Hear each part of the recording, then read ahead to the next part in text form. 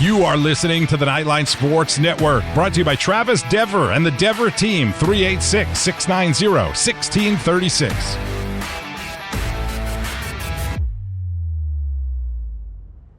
Knightline is brought to you by the Dever team, your source for New Smyrna Beach real estate and everything else New Smyrna Beach. Go to www.thedeverteam.com and call UCF alumni Travis Dever for all your New Smyrna Beach needs. 386-690-1636. That's 386-690-1636.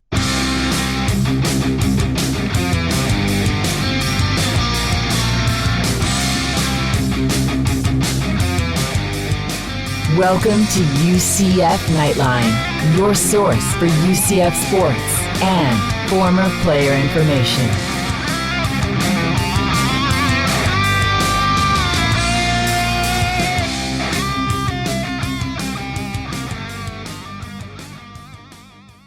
Hello, Night Nation. This is Andrew Phegley coming to you from the 1148 studios, and this is Knightline 275 from the award-winning Knightline Sports Network. Joining me, as always, Roger KnightBengal Phipps and Ben. What's the Knightline's own 7-footer? I guess is what we call you. That'll work. Yeah. All right. Stout. Yeah. Last name Stout. Roger, what do you got for us? On this week's show, no fried chicken for you, Night Nation. Frustrating flailing and the Great Wall of Football. We break down the offense and defense. It's game week, and it's time to pluck some more Angry Bird. The portal and parity. Expectations galore. Your questions and Ask Knightline. The Tijuana Flats hot take of the week. And news and notes. All righty. Sounds good. Oh, boy. So now we have to talk. Yeah, Trey Neal is not with us this week. He is got stuck on a flight. You know how flights, if you fly anywhere now, you're never getting there at the time you think you are and all that stuff. So he was supposed to be back at 7. It's now 9, and he's just boarding. So it's all good. I will, I'll fix that intro there, Roger. And I'll fix this part, too. Anyway, so we just get to talk about this debacle of a game that was the other night. I haven't felt this way in a while. UCF obviously lost to Louisville 2014. There's much more than just that score, though. I don't know. Where do we start, guys, I guess, with this? Just not something we've had to talk about, not quite like this in a while. I mean, is this the Charlie Strong time where you pull out his quote where the better team didn't win? I mean, honestly, when it comes down to it. Or was it? Are they just not what we thought they were? Because the only game that we've seen them play is the play again. The South Carolina State game.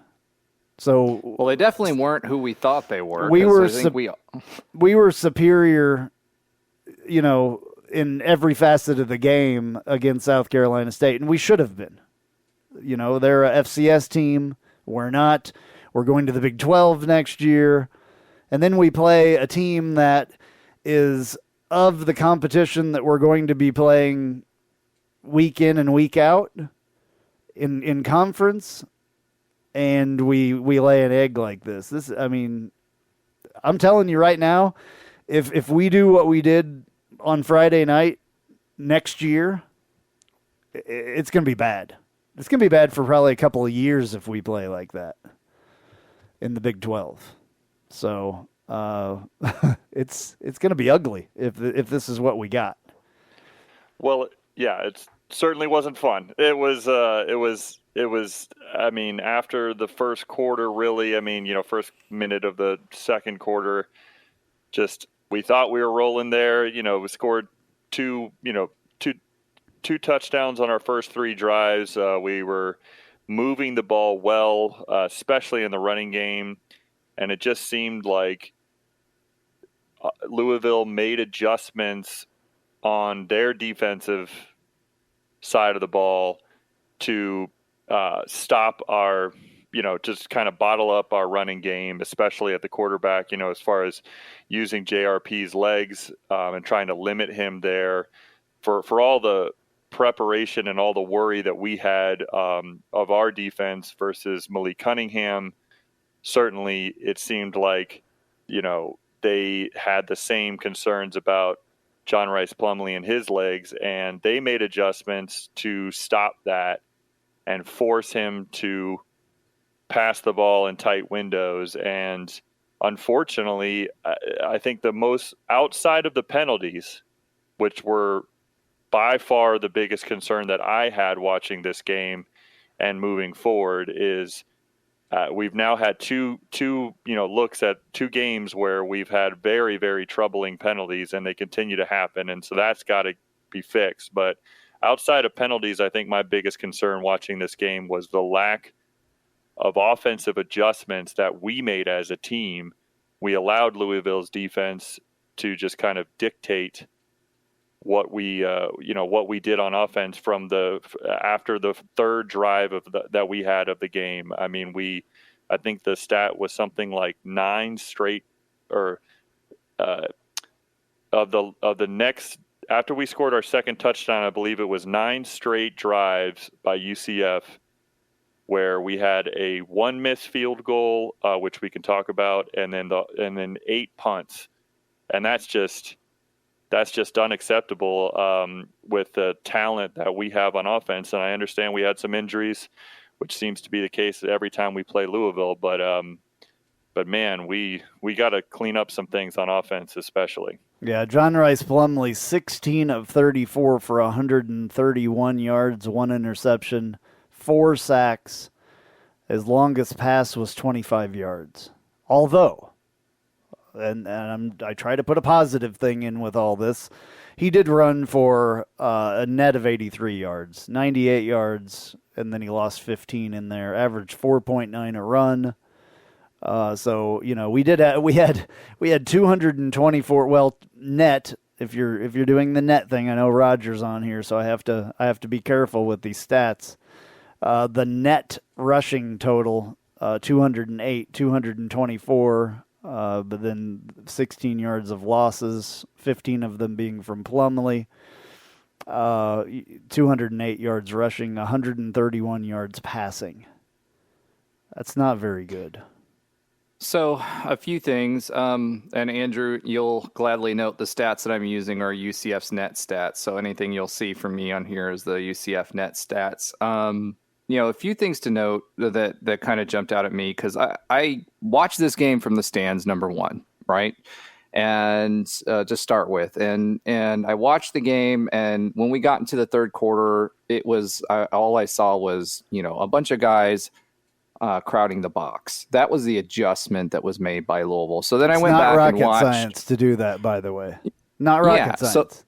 So I went back and watched the game on TV, and when you can slow things down and see tighter shots, not from the second level in the cabana, you can see a lot more. So one of the things that I noticed was that there was an adjustment made by Louisville in the third quarter. In the first 2 quarters, they were playing 4 down linemen, and they were playing a lot of zone. John Rice Plumlee was able to gash that. We were utilizing our running back, and we had O'Keefe running across the back of the line, or whoever at that particular point. We would use those to set up blocking, to block one side of the ball and then run to the opposite side. So what Louisville did in the second quarter or third quarter was a little more interesting. Obviously, they had 5, 6, 7, 8 guys in the box for the third quarter. And basically, they were selling out on the run. Now, the way they were doing that was interesting. We brought Bowser. People were asking, why did Richardson not run more? He was, again, very successful. I think he averaged somewhere between around 9 yards per carry, but he only had a few carries. And the reason for that was we were bringing Bowser in as a blocker, and he was actually acting almost like a fullback for John Rice Plumlee. So what their linebackers were doing is they were coming up on the line, and then they would do a twist. And what that means is you'd have the linemen go one direction. They'd have a guy blitzing from the outside from the corner position. And so I saw this a lot with Phegley and Swoboda. Swoboda would kick out to get the guy that was blitzing. The other guy would go inside, so Phegley would take him inside, and then they'd twist somebody around the line and then bring them through that hole and then blitz somebody else behind him. So you had two people blitzing John Rice Plumlee from the side that he favored every single time. That was the adjustment that they made, and they sold out on the run. That stopped them for the third quarter and the better part of the fourth quarter. Now, when I was in the stands, I was screaming, why aren't we making adjustments to, get some quick slants or a bump or something, or a rub route or something like that to open up the running game, do a 3-step drop, because they're bringing the house and kind of loosen the defense up. So Gus did make some adjustments in the fourth quarter. I looked at the last 3 or 4 drives in the fourth quarter. He was trying to do it with tunnel screens up the middle. He did have some 3-step drops. There was a combination of a really good defensive scheme by Louisville. John Rice Plumlee, you mentioned tight windows. There were some tight windows he was throwing into, and quite frankly, some throws he shouldn't have made when people were open. So if you look at like that last touchdown attempt drive when we were down there in the red zone, Johnny Richardson was wide open, but he chose to throw to Amari Johnson in the back of the end zone. Yeah. So he was overthrowing people. He was underthrowing people the entire game. Yeah, remember what I said last week about Plumlee? The only thing that scared me about him was the throws that he shouldn't have thrown. Yeah. And he did the exact same thing here. I'm surprised he didn't get picked off more. There were a couple that were iffy or whatever that didn't have complete possession. There were, a couple that should have been picks, to be honest with you. He just folded under the competition, I think. I think he just folded. He couldn't throw anything. He couldn't hit anything. Or they weren't letting him or whatever. But I don't know if you guys ever look at the PFF stats, the Pro Football Focus stats that Brandon puts out on his website, Rivals, and them have a deal, which, he has access to that. And it tells the story most of the time. They're not perfect stats, but they do tell the story. It was crazy. So 90 and above is elite, 80 to 89 is great, 70 to 79 is good, 60 to 69 average to above average, 50 to 59 below average, 49 and below poor. So the team offensive grade against South Carolina State was 78.6. So that's in the good. Louisville, it was 64.9. So average to above average somehow. I have no idea how we got that. The defense played well. Those were offensive stats. Oh, offensive stats. Yeah. The player grades are interesting as well because they go from, best to worst. Tylen Grable, left tackle, was actually graded the best at 77.6 on the offense. Let's see, where is Plumlee 54.1. So 54.1 is right in the middle of below average. Can it, or just if you see it, can you tell me what Swoboda, the other tackle, was rated as? Swoboda. Or with the S. Yeah. Swoboda. Swoboda, yeah. Because I think he failed numerous times in this 59.6 as well. Is that so that's below, like average to below. They were below average. Yeah. They were attacking that side of the line. They were. There's a lot of issues there, I think. So the bottom four in this though were Plumlee, Gamble, Griffin, and Holler. Holler was 58.1. Well, he had 2 drops. So John Rice after last week's game, was given a 91.7, which is ridiculous. 91.7 elite. Way elite. And then this week falls to 54.1.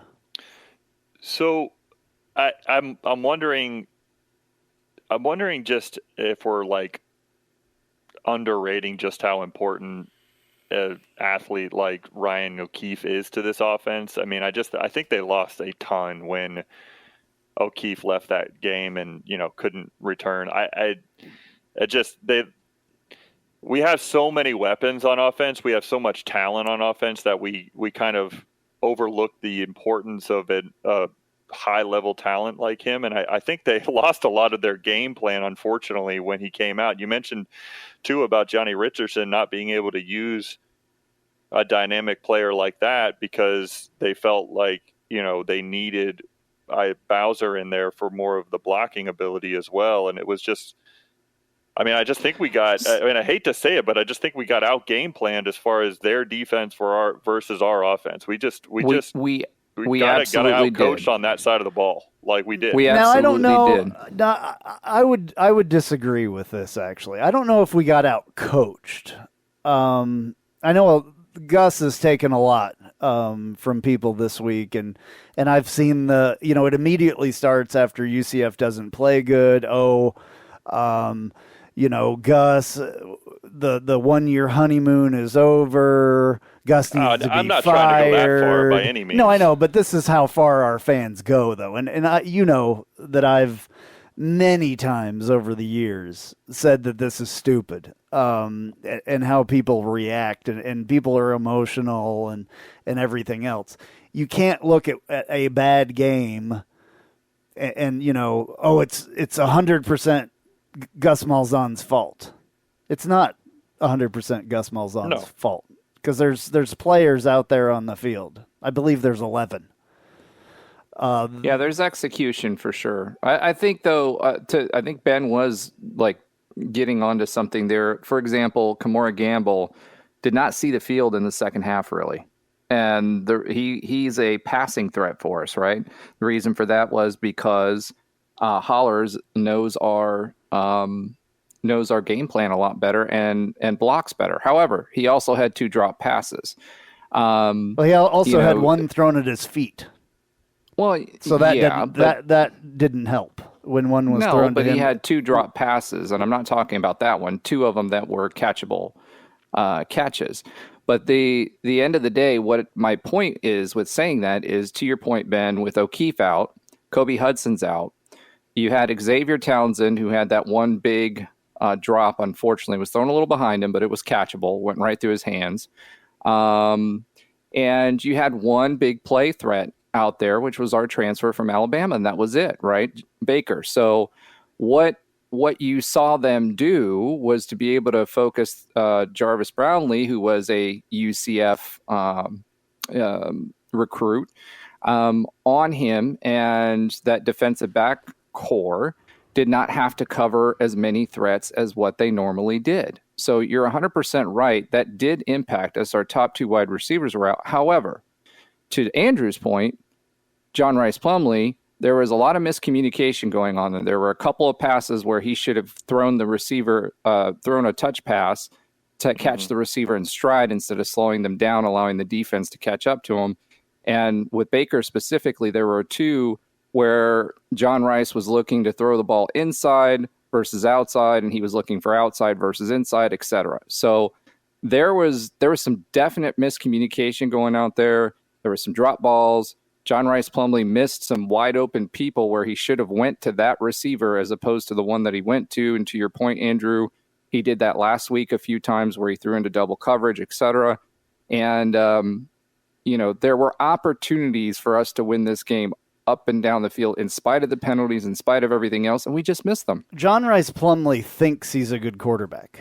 He thinks he's a really, really good quarterback, and his arm is just not.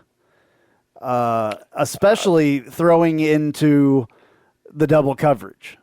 You better be really, really good if you're going to do that as much as he does. He's going to throw a lot of interceptions if he continues that, because people are going to realize that he does that. You know what I'm saying? I don't think it's his arm. I think it's more of his head. People were calling, to your point about people overreacting. They were talking about Mikey Keene, right? Mikey Keene actually has more snaps than John Rice Plumlee does at quarterback. I don't know if people realize that or not. He's played more games at quarterback than what John Rice Plumlee has in his entire career. Okay. So he's got a lot to learn when it comes to the head part of it. So yeah, I think one of the I think it's out of bounds to completely throw Gus out the window for losing one game. I mean, I think we have to be a little more patient with John Rice Plumlee as well, and I'm not ready to at all to. I mean, I think he's going to win us some big games this year, and I believe in him, beyond this game. And I think that I don't know if I do, to be honest with you. I'm sorry to interrupt. It sounds like you don't, and that's fine. I'm would not rather ready to jump off of him being QB1 yet, just because I was rooting for Mikey Keene prior to this season. Like I mean, he won that job for a reason, and he is going to need to grow and mature as a quarterback for sure.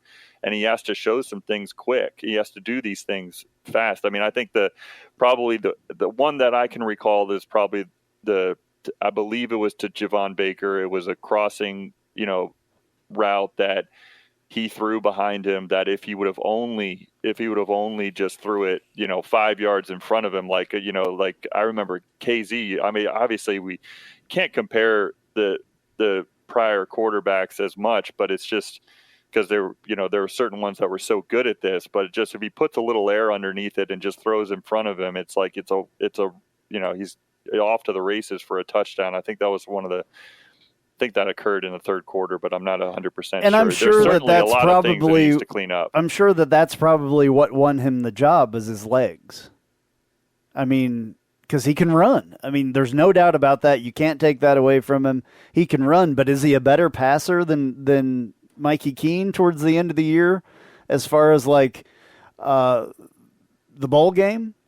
How are you measuring that? Because Mikey Keene averaged 6 yards per attempt, and from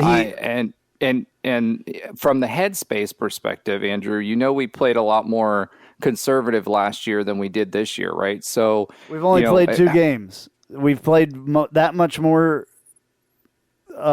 conservative this year or last year than we did this year. Maybe in the beginning, but not towards the end.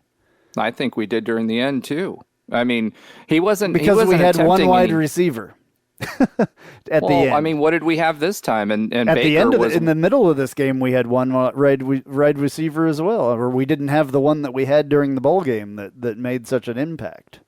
I mean, that was we really huge. had Javon Baker, and that was it at the end of this, Baker second half of this game. And Baker came in May, so he's only been throwing to him a couple of months. So the guys that he had over the summer that he was practicing with and doing timing and all that other stuff were not on the field. And again, I'm not trying to make excuses for him. I think the biggest thing is not necessarily his arm. I think it's his head. I think he's making the passes in the wrong place. And I do think that, he was hurried and rushed quite a bit. He was not setting his feet on a lot of these throws, which don't help either, because he was being rushed, and that was the scheme. But at the end of the day, I think it's less about his arm and more about his head right now, as far as his development as a quarterback. It's decision making. Yeah, he's got to improve the decision making. There's no doubt about that. Placement of the ball, like you said. I mean, you guys know technical stuff a lot better than me, but those are some of the things that I saw. It was just if I never see him throw another pass for UCF, I would be more than happy. I'll get emotional about it right now. Yeah. I'm tired of it. Like, I know what I'm willing to give him more of a chance than just that. I'm willing to give him more of a chance than just that because quite frankly, this loss was not. It was a total team offensive loss. I mean, the defense did its job. The defense was the star of the game. And the reason why this offense was awful, if you're to put it on one thing, is the penalties. And I wouldn't put it on the shoulders. And I understand the quarterback. The quarterback gets a lot of the praise and a lot of the blame, and I get that from a player perspective. But I'm just not going to put this loss, solely on JRP's shoulders and say that he should not be QB1 anymore. I'm not putting it solely on his shoulders, but I am saying he makes very bad decisions. He makes bad decisions. He tries to run when he should, really stand back there for a second more and try to throw the ball. He just automatically takes off running, and then he makes bad throws most of the time, in my opinion. I just feel like that, really at this point, his only real thing that he has above Mikey Keene is that he's able to run the ball more than Mikey. Mikey did take off. We've seen him take off in a long one and do pretty good, but I don't know, man. I just feel like there's more of this to come if John Rice Plumlee is going to be our quarterback. And it's probably going to get worse.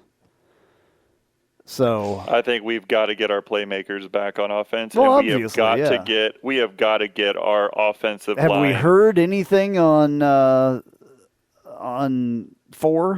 I just can't think of his name. O'Keefe. Right now. O'Keefe. Have we heard anything? Gus said during the presser today that he was hopeful that he'd be back for the game. I think I read that he had a hammy. He pulled his hammy while he was hamstring while he was playing in the game, and that's why he was out for the second half. Okay. And we've got to get our offensive line playing better. Our offensive line has not played well at all this season in either game. Either game. Back to those. And so that also needs to improve big time.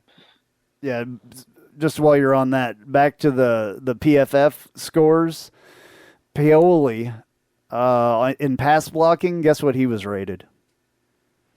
29.5. Yikes. 29.5 in pass blocking. Sam Jackson, Sam Jackson this is his 5th year. He's always been a star for us. 50.9. Swoboda, 52.8. Matt Lee, the center, 64. And Tylen Grable, 70.4. So we go from a 70.4 on the line to a 29.5.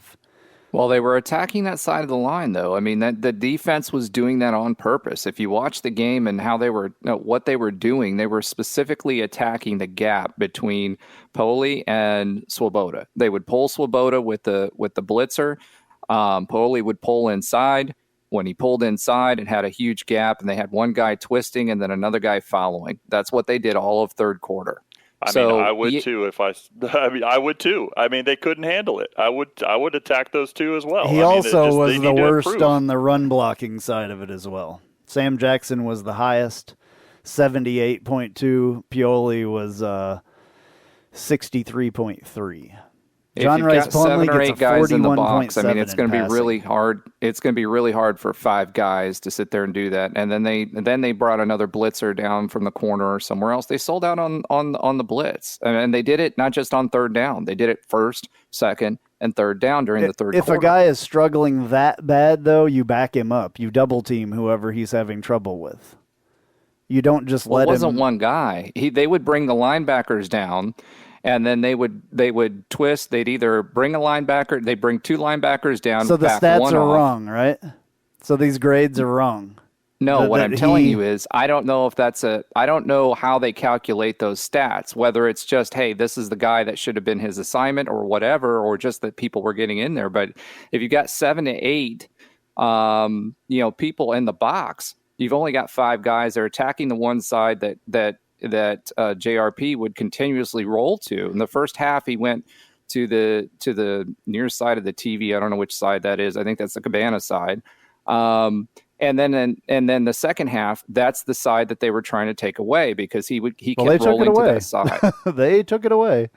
I know, but that's scheme. I don't know how much of that score, if you're asking the question, is like actual. What are they scoring on? Are they actual mistakes? You'll have to ask them assignments that, or what? But these stats are pretty well known through football, so you can ask them that. I don't know what they're grading on, but there's a big difference though when the next closest. Okay, well, that was kind of weird. My power went out at the 1148 studios here. There's been weird stuff that has happened. I don't know if I don't know. Somebody doesn't want this season of Knightline to continue. Hey, we're moving forward, maybe they just baby. didn't want to listen to the Louisville game talk. Maybe, yeah. It was too much Louisville breakdown of offensive line crashes and overloading on defense side. I will say the defense played awesome, though. They did. They did, yeah. Give them a lot of credit. Yeah, that was the one bright spot, I think, right? So are we worried about linebackers anymore? No, Walter Yates looked amazing. Walter Yates is a baller. Like, that dude, he got himself almost in a little trouble, I think, at one point, though. He did something, and Coach was mad at him or something. I remember looking over there to the sideline and being like, Coach is not happy. Travis Williams was, like, up him like crazy about something. I don't remember what it was, but referees also weren't the greatest in this game, in my opinion. Yep. There were definitely some issues that they shouldn't have had with calling a targeting that wasn't targeting at all. Well, if you listen to the playback on TV, one of the analysts, I don't remember who it was just Andre Ware. Yeah, he was going on and on about how that was targeting. I'm like, that is not targeting. Dude hit him with his shoulder, turned his head. I mean, he actually hit him with more of the back of his shoulder. His back, he turned it was like his entire body to try not to get targeting. It was a good hit. What a play! He separated him from the ball. Yeah, it was a great hit. But that was a fantastic play. I mean, and to kind of like cheapen it by saying it's targeting. I mean, it's just that was Corey Thornton, right? I think play? so. Yeah. And he was like, I mean, they were like, "Oh, it's 100%. It's 100% targeting on the TV broadcast." And even after they said it wasn't, he's like, "I still can't figure this out. Like, this was clear targeting. Like, whatever, dude. That was not targeting." I think he was just upset that they couldn't mention Alabama transfer or Georgia transfer one more time with Corey Thornton. That was another thing. Yeah, man, did they ever go on and on about that? Like, they can't just say what they're doing this year. They have to talk about where they came from. They can't just be, UCF guys. They have to be transfer. It's like they have a quota they have to hit. Like I had forgotten. I don't know about you guys, but I had Alabama? forgotten that Devad will. Yeah, they have to have a quota to mention SEC in every schools in every minute. But I had forgotten that Devad Wilson was a transfer from Georgia. I completely forgot about that, and they mentioned it 3 times in a row when Devad Wilson made plays. I was like, I mean. Okay, what is Jeff Sharon calling Devad Wilson in the stadium? It's not Devad. Newt? Where did that come from? Yeah. That's his nickname. He's had it since he was a kid. His grandma or somebody called him that when he was a kid, and he's just kind of kept it. Okay. That was weirding me out. I'm like, what? Who is he talking about? I knew who he was talking about, but it was just weird because I guess I hadn't been to a game this year. I had never heard him called that before, I guess. So that was a little weird. But just overall, when you mentioned the linebackers earlier, I mean, the Jason Johnson, of course, Jeremiah Jean-Baptiste, and Walter Yates. I mean, they were, Quadric Bullard had some great plays in this game. I mean, they're just the linebackers especially are just really coming to play. And then our entire defense was just very impressive. I was impressed by the game plan by T. Will.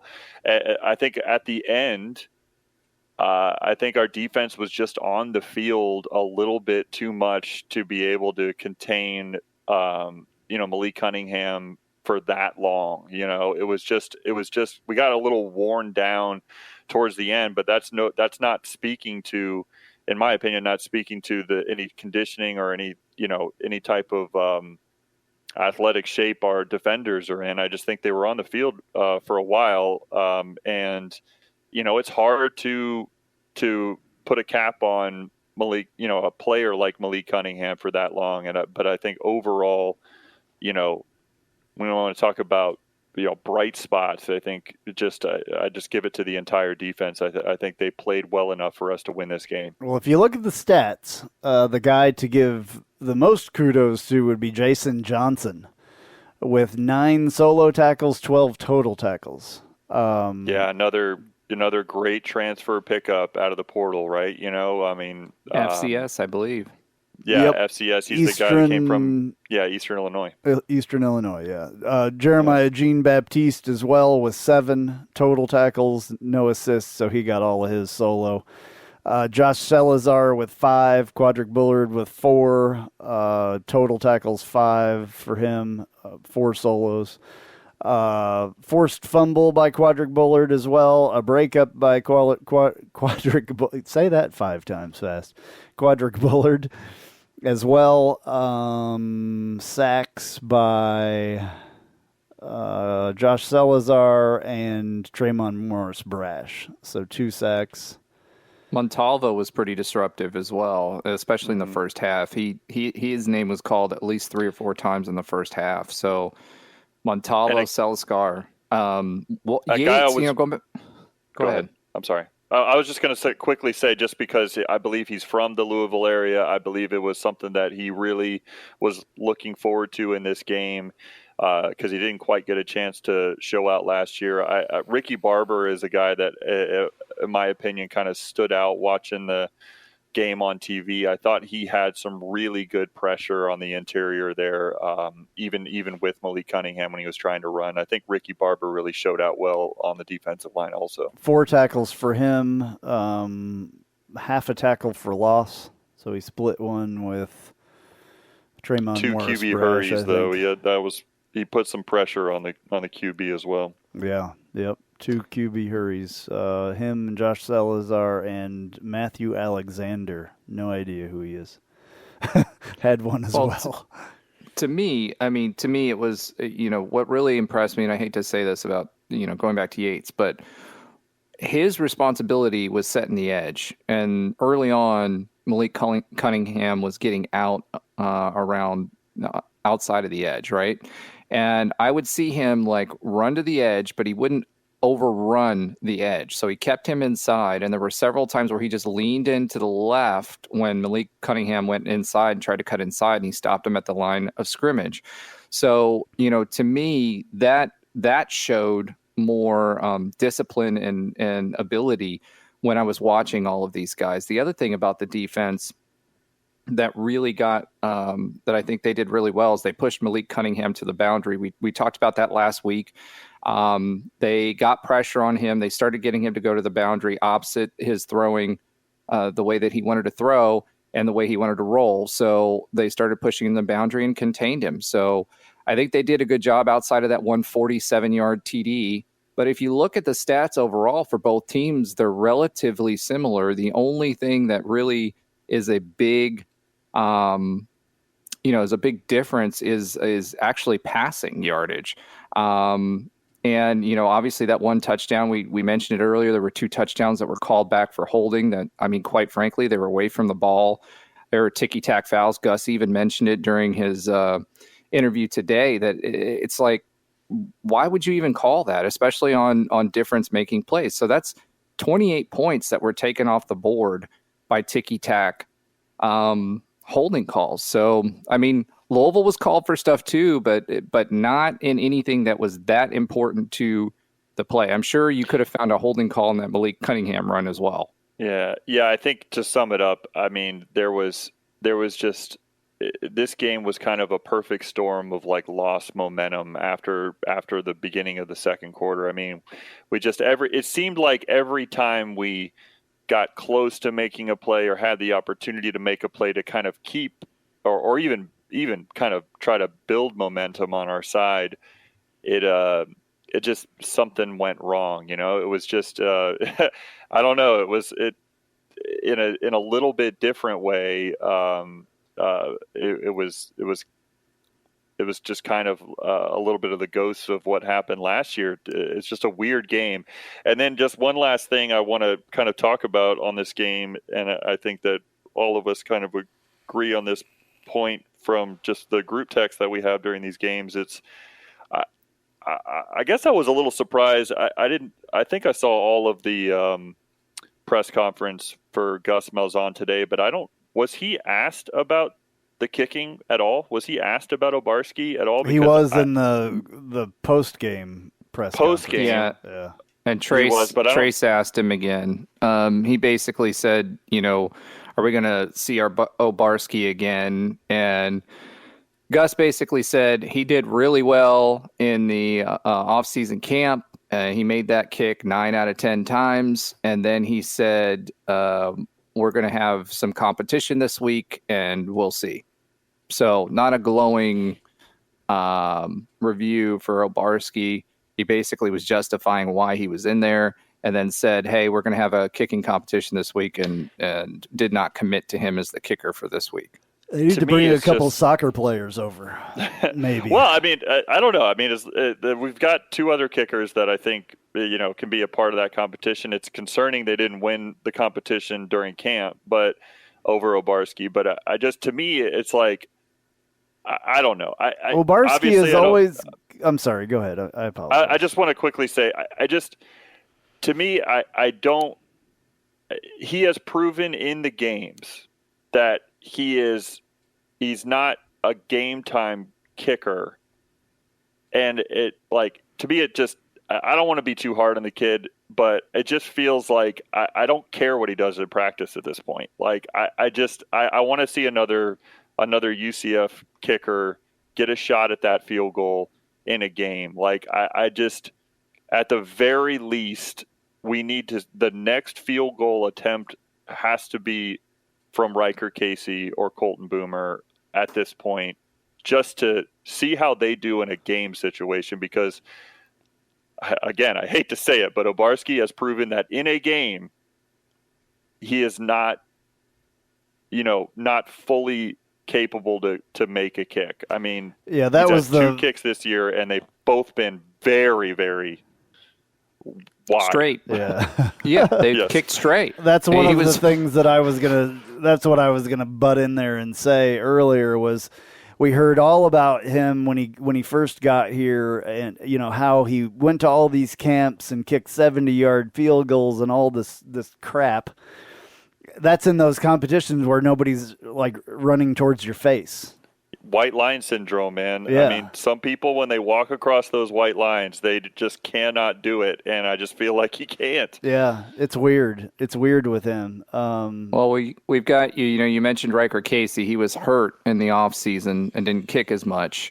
And I think, if I'm not mistaken, isn't he a freshman this year? So I'm sure that's why Gus was a little hesitant Boomer, to right? put him. That was Boomer, right? Yeah, Riker Casey's the one that's been booting the kickoffs for and this year. Boomer that has been nursing some sort of injury. Yeah, he's the freshman. Yeah, Riker Casey, I believe, is transfer from App State. Right, and he's the kid from New Smyrna Beach, I believe. Correct. So he was hurt all year last year, and we always thought we would see him. We thought we would see him. When are we going to see him? Yeah, so he was on the team last year as well, and has been hurt pretty much the entire time. So I'm extremely happy to see him at least kicking off, and he's doing a great job kicking off. Most of them, I know the first quarter they all went through the end zone. So yeah, most of them have been touchbacks. He for can sure. boot it for sure. So I don't know. We'll see. I think he was one of the highest ranked kickers as well, at App State, I believe. And then the freshman this year, is it the freshman this year or the next freshman kicker that we're getting that was like number 1 in the country? Next year. He's in next year's class. Yeah, so he can't get here fast enough as far as I'm concerned. Yeah, I don't know. I'm interested to see anyone go out there and see what they can do, because it's unfortunate we just haven't seen it from Ben. Do you have any eligibility left, or are you done? I'm not. While I have a big foot to put into the football, I am not. I would put Obarski against me any day. He can kick in my place. Yeah, none of us can kick any better than he Colton can. Boomer. So could be ahead of him. Well, what gets me with Obarski is he kicks the ball straight, But like he kicks the ball literally straight. He's got enough leg on it, but both of the kicks that he missed, he was on either the right or left hash, and he just kicked it straight. It had plenty of leg on it, and it was outside because he kicked it straight. If they would have had him in the middle of the field, that field goal would have went in. I'm convinced 9 times out of 10. Got to kick from the hash it would have been marks. wide right. It would have been wide right regardless. He's not a gamer. I'm telling he just proven to us that he just can't do it in a game. It's unfortunate. And everybody. He did it last year. Yeah. He did it against the Gators. I do want to add this, that we talk about all these guys and how good or how bad they do, and Ben just said it.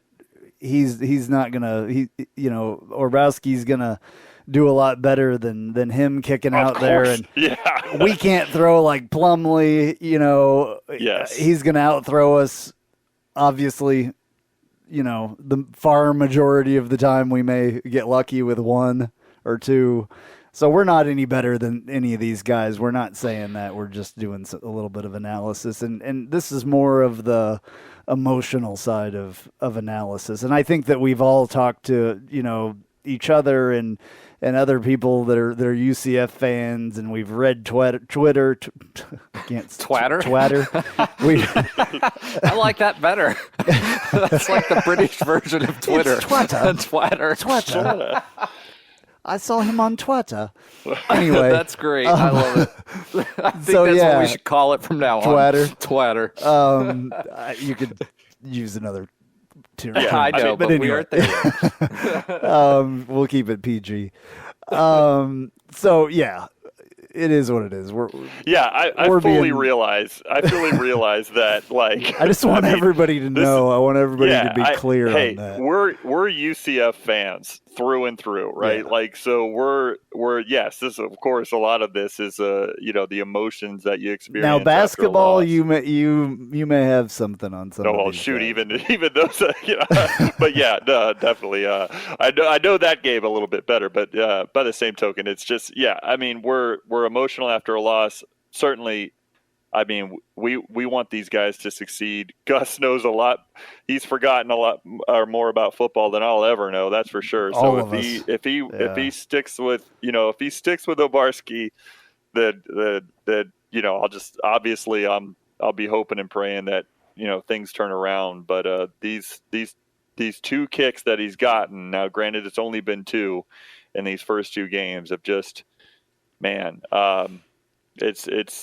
it's left a lot to be desired. Let's put it that way. Yeah, it blows my mind and I know that I'm down on Plumlee right now and all that. I think I was calling him Plumber in our in our thing, and I was like, yes, I called him Plumber because that's what he'll be when he's 40.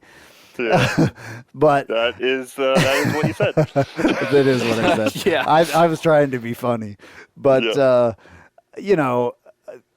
I really like Gus too. I'm definitely on Gus's side. Gus is one of the best head coaches out there. I don't care what anybody says.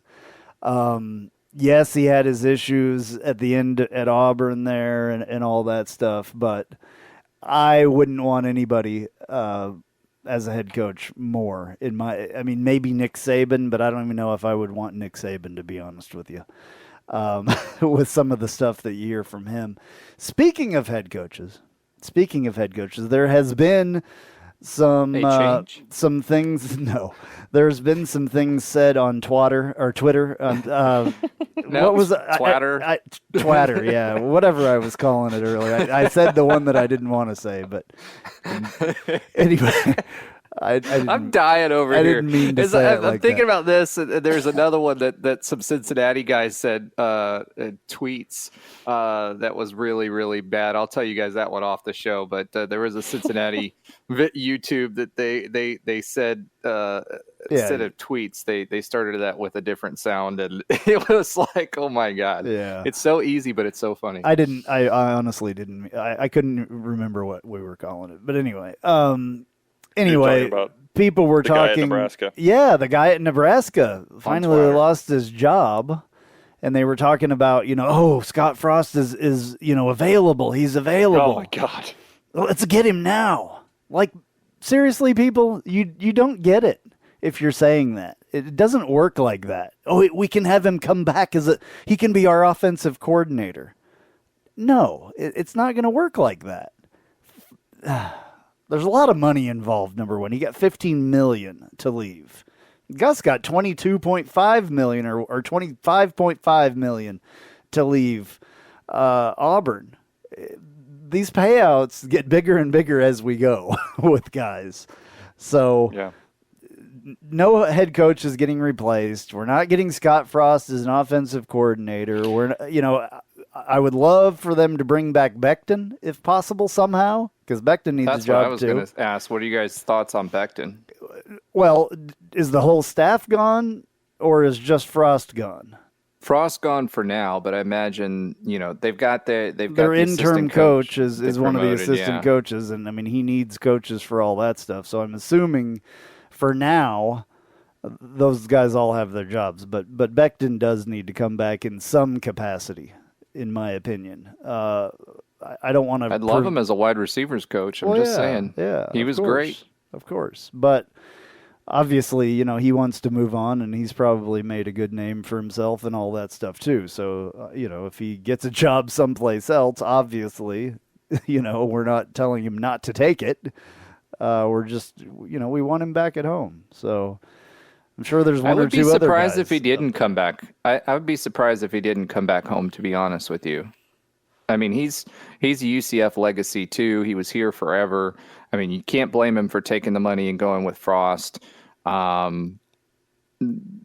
There were some stories about him getting into it with the other coaching staff for the Nebraska staff that were basically checking out, and he was telling them to get their stuff together. Good. He's the kind of guy we want at UCF. Yeah. So if we can get Sean Becton back, I'd love to have him. He's always been a great wide receivers coach. The wide receivers that we had that came out of here, always raved about him. We had a lot of NFL receivers come out of here under Becton, and I'd love to see him back. Yeah, absolutely. Not interested in Scott Frost, though, personally. No, at all. I'd love to have Becton back as long as, he's the right fit for what Gus wants to do. Obviously, Gus is, as long as Gus wants him back, I'm all for it. But we've got some. I believe in everything this coaching staff has to do, and I know that you guys are saying the same thing. But whatever, Gus is running this team right, and we're going to be great moving forward. So if the opening presents itself, sure, then let's. I'd love to have him back. Yeah, Becton, not Frost. Becton. No, not Frost. Just making sure we're running. Frost will do his thing. He'll be an offensive coordinator for some program for a few years, and then within 5 years he'll get another shot. That's just the way it goes in college football. He'll be at FAU before we know it.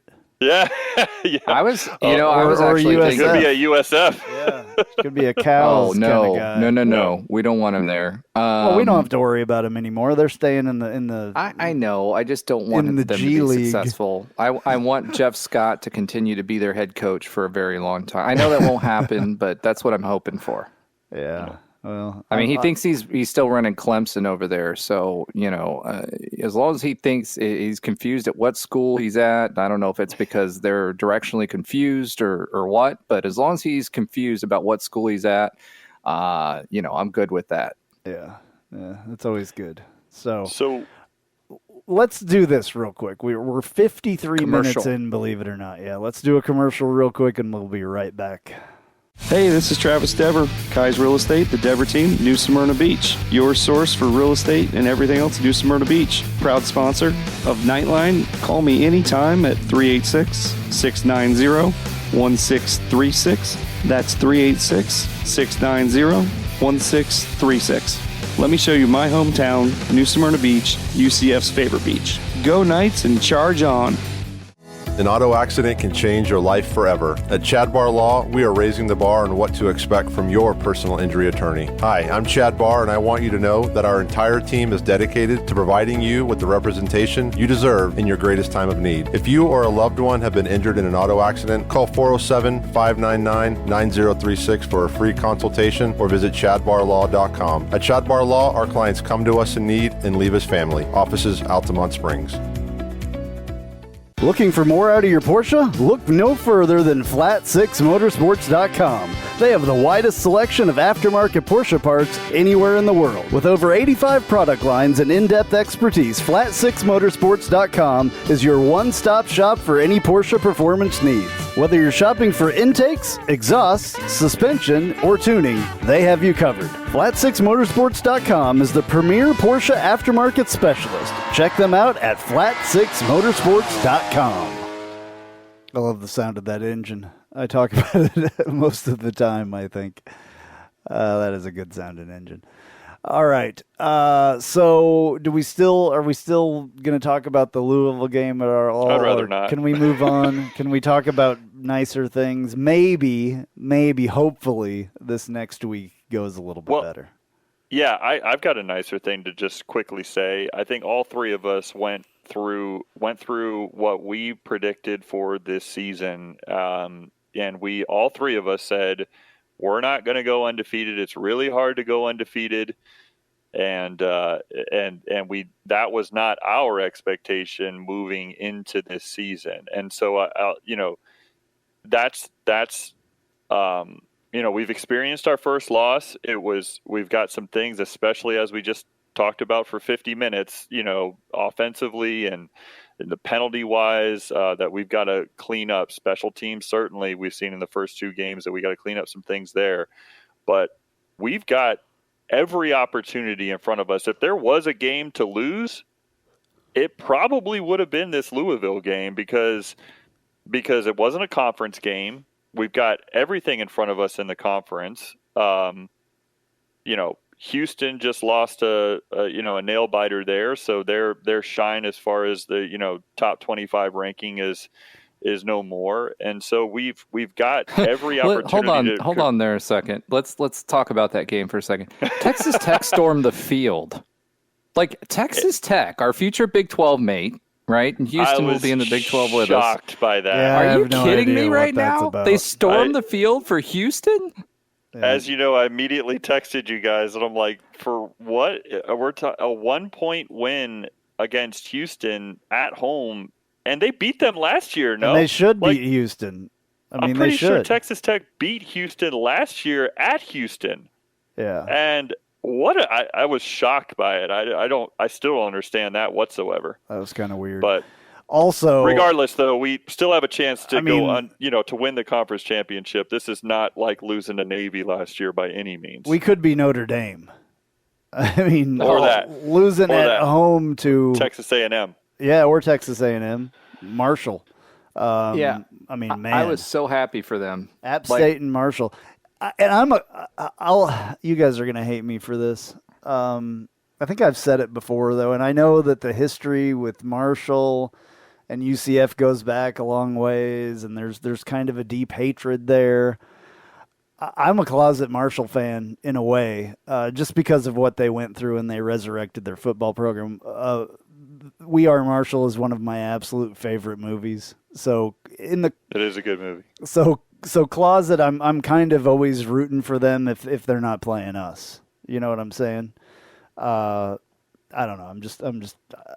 That's a big deal. I've never really had a hatred for Marshall. I always looked forward to playing them because we always had epic games against Marshall, and they wasn't the downpour game. What did we call it? The monsoon game. The monsoon game wasn't that against Marshall back in the day?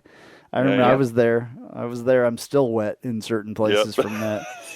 They have towels and blow dryers for that, Andrew. Oh, really? Okay. Well, I was thinking about that game. I think about that game probably once every football season because I was out at the game the other night and I was just like, man, I just, on the way, it was raining, not raining really hard going to the game. And I was thinking about that. Oh, yeah. I can remember literally how wet I was. It was horrible. I mean, yeah, I had a jacket that I thought was waterproof, and it just absolutely was not. And you product tested that jacket really well. Yeah, well, it had been Failed. waterproof in the past. It maybe needs waterproofing reapplied to it or something, because it just absolutely was not waterproof at all.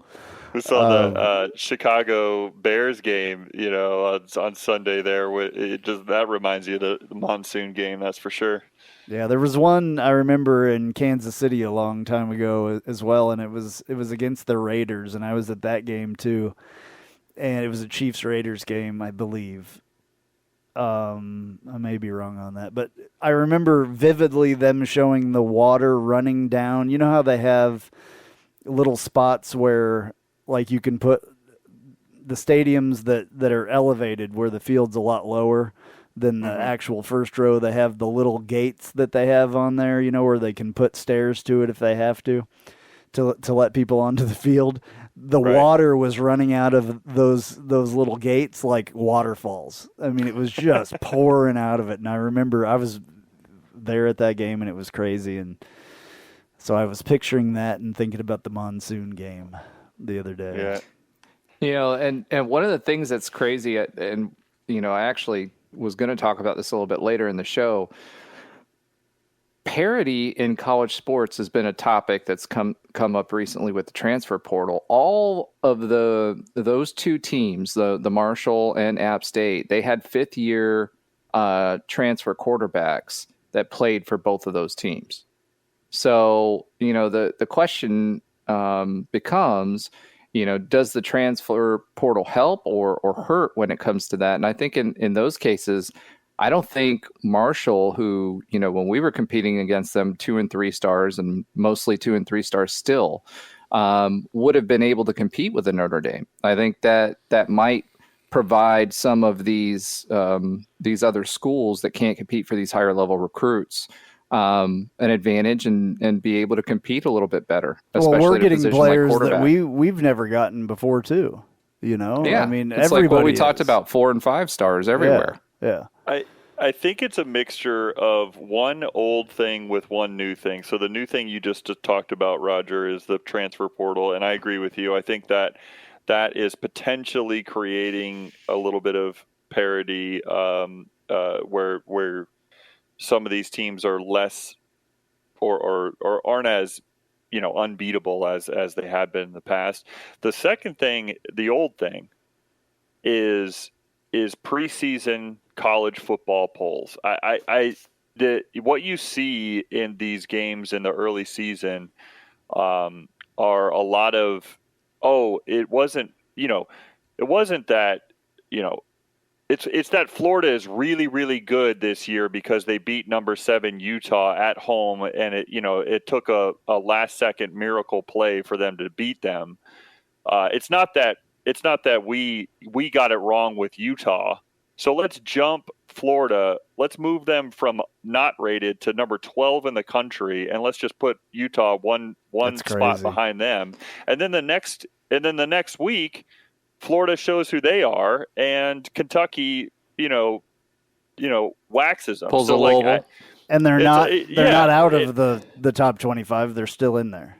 Right. And so it's all this, what happens in the beginning of the season or before the season in the first few weeks is all this we weren't wrong about Notre Dame. They just had a bad week. And so we're only going to penalize them a little bit. Right. It's all this validation of the poll's not wrong. They're still a really, really good team. And it's just, again, I'm just going to step back down from my. Yeah, I'm going to step back down from my soapbox. But because think about it. I mean, look, number 6 went down, right? Number 8 went down. So Texas A&M, I believe, was number 6. They went down, right? App State is not ranked. Marshall is not ranked. They beat a number 8 Notre Dame. Right. So where's the fairness in that? So I don't know if that maybe changes with the 12-team playoff coming around where there's more opportunities for people to get in, including more opportunities for G5s. I don't know if that loosens it up, but to me, I think all of that is just positioning for the Power 5 teams, which we'll be a part of here soon, to be able to, set them up and make it a little harder for G5s to make it to the playoff. That's what I think. I mean, it's exactly like my point is they're still not going to like the giant killers are never going to really get the respect. But like if an SEC team beats a top 10 team when they were unranked, all of a sudden you jump them into top 15. Like, because number 7 in the country, Utah, lost to an unranked team week 1 as well. But it just that means unranked more, team man. It's not happened about the to be the quality Florida loss. Gators. Yeah. It's not a quality loss. It just means more. That unranked team just happened to be the Florida Gators, so let's jump them to 12. So where's App State in the poll today? Do you know who the number 1 team in the Big 12 is right now? Oh, Oklahoma State? Nope. Texas Tech? Nope. There's only one conference game been played. Kansas. That would He's be talking my about Kansas and West Kansas Virginia. Geez, I should have just defaulted 2-0, 2-0, baby, 2-0. Well, he said there was only one conference. I wasn't thinking conference until he said that, and I was like, oh, this is his way of also, getting we've Kansas scored in the here. most points in the Big 12 so far. Yeah, in the conference. Yeah, in the conference. 111 points to... because they won their game. Yeah. By default. To 96 by... They scored more than the other opponent, so therefore... Did you guys see that Well, YouTube guy, that West There's Virginia YouTube guy two who games. was in a clown, like he painted himself as a clown and started doing his YouTube show? He's very entertaining. But yeah, congrats to Kansas. Yeah, 2-0. Congrats First to time Kansas. since 2011. First conference opener since 2009 that we won. So... And we'll have another Kansas tie-in later in the show. Oh, yeah? Okay. Mm-hmm. Well, there's quite a few for UCF, believe it or not, football. Well, there will be more going forward. Really? I guess I didn't see the notes. I didn't read the notes. Shocking. Okay. What about FAU? Because FAU is coming up this next week. The Owl Pellets, as I like to call them. Okay. Okay, so, like, I'll give you guys some stats on FAU, but I want you to take them with a grain of salt. So, number 9 rushing attack in the country right now, number 12 passing attack. Good offensively, right? We are a 67.6% winner by the matchup predictor, Andrew's favorite. Yeah, and you never let me talk about it anymore. You always bring it up before I can. It's just the funniest thing. I have it pulled up. I was ready to talk about it. No, Roger talks about it. Well, I bring it up because I know you like it. So I'll leave it out and I'll leave it to you next week. I like it, so I should probably be the one to talk about it. All right, next week you got it. But that's almost 10 points lower than our percentage for Louisville last week. So that'll be interesting. They've averaged 41 points per game this season versus UCF's 35. Obviously, most of that came in our first game. Their yards per game, they've played 3, is 525 versus our 472. They have allowed 333 yards per game versus our 259. So, our defense obviously is our strength in this. They've played 3 games thus far, as I mentioned. They lost against Ohio.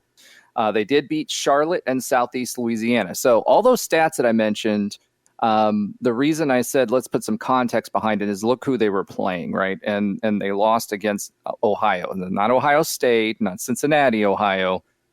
So, Bearcats. take that with a grain of salt. They last played UCF in 2019 where we beat them 48-14. I'm sure you guys will remember that game because everybody was stuck outside the stadium trying to get in. Horrible. Andrew? Horrible. Second worst stadium experience I've ever had in my life. It was bad, but it was it was real bad. It was horrible. Danny White's brother didn't look really good at that, but he was not ready for that crowd. That's for sure. Did you mention it was UCF South that day? Go ahead. Yeah. Did you mention their quarterback having 879 yards, 9 touchdowns, 2 interceptions? Yeah, N'Kosi No, Perry. I didn't break down the specifics yet, but yeah, they have been clicking on all cylinders offensively. But again, that's where I say, take it with a grain of salt based on who they're playing. Now, remember, Willie Taggart is their head coach, so he's bringing that offensive prowess from the Gulf Coast that turned into the whatever coast to, his failures in Oregon, and then now he's brought all of those offenses and Florida State to Boca Raton. Yeah, exactly. That's why I said Scott. It's the perfect place for Scott Frost. There you go. He'll be there next. Danny White's brother's still there, I believe. So now they are. I don't know if that's a positive or a negative for him, because Danny White was not too happy with the way Scott Frost exited his stay at UCF. So I'm not sure if that would be a positive or a negative for him. True. With his brother being there. I think Taggart, if his team keeps playing well, which they played pretty well to start the season, I think that he might actually find a home there. Who knows? Yeah. Maybe he'll go back to USF. They are first in Conference USA right now. Florida. Yes, they are. At 2-1. They are running. They have 228 rushing yards per game versus our 252, but 297 passing yards per game. They're pretty well balanced. Last week in our game, it was a 40-60 split. They're more of a 50-50 split team on their running and passing. So it'll be interesting to see how our defense plays this team. I feel like we'll get a heavy dose of pass rush to see which one they're more effective in, and then make adjustments accordingly. They only allowed 79 rush yards per game and 254 yards through the air. I am pretty sure that we're going to put up more than 79 yards. John Rice Plumlee has put up more than 79 yards in both games. Their running back has run for 100 yards pretty much every game, because he's got his stats are 303 yards. Yeah, he's pretty legit. So 7 yards a carry, 43 attempts, 303 yards, 2 touchdowns. When you put up 228 yards per game rushing in 3 games, it's all that's one going to be a guy, healthy though. dose for your running back. Yeah, that's what I'm saying. Yeah. So keys for me for this game really is, I think this is going to be a can we out athlete them? They've got a lot of transfers that were there, and can we stop the running game? If we stop the running game, I feel pretty confident in our defensive backs to provide coverage. So I really think that Travis is going to dial up a healthy amount of pressure, and we'll play some zone in the background or some man in the background with some single high coverage. And I think that's really what we're going to try to do, is try to shut down the run game first. If we can do that, then I think he's pretty comfortable with our defensive backs, as that's a strength of this defense. All right. Yeah. Yeah. After that Louisville loss, I feel like this is, I don't want to call it the perfect bounce back game, but I just feel like it's the right opponent for after that loss. And I mainly say that because if history is any indicator, we're going to have a strong, presence, fan base wise down in Boca Raton. Hopefully, I hope the UCF fans still travel for this game. They're not going to be, so down from the Louisville loss that they're not going to travel down there and create UCF South again, because that's certainly the way it was a couple of seasons ago. I feel like they're a team, as you mentioned. Especially their offensive stats so far that they've been able to put up. I think they're a team that is not exactly a pushover, but also not quite in UCF's class as well. So I think they're the right opponent to kind of bounce back, get back on track this season. So I'm feeling good about this, and I'm excited that this is the opponent that came after that Louisville loss, because I feel like we can really show how we can respond and play better and kind of set the tone for the rest of the season. We're a 9-point favorite. It just moved as we were doing the show for some reason from 9.5 to 9. So the spread is moving. Someone's betting against the spread. Yeah. So yeah. The spread moved from what, though? Did it move from a bigger 9.5 to 9. Oh, 9.5 to 9. Okay. Yeah. So we were originally on the 11th is when they started the line on this one. We started as a 10.5 point favorite, and now we're a 9-point favorite. So just to quickly talk about the matchup predictor, because it's going to change next week, so you're not going to get mad at me about this, Andrew. But I did right before the game, right before we started recording.